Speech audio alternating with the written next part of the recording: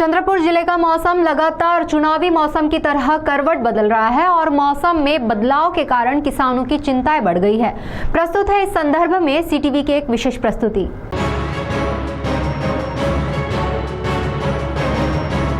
चंद्रपुर जिले का मौसम चुनावी मौसम की तरह लगातार करवट बदल रहा है।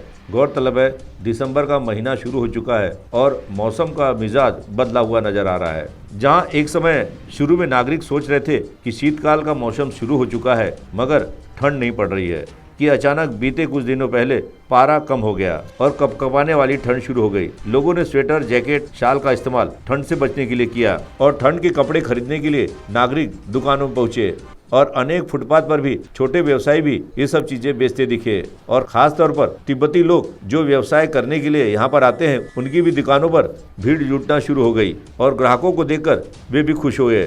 मगर ये खुशी अधिक समय के लिए नहीं रही और मौसम ने एक बार फिर करवट बदली और अब हाल ये है कि ठंड गायब हो गई है और बदरीला मौसम हर तरफ दिखाई दे रहा है।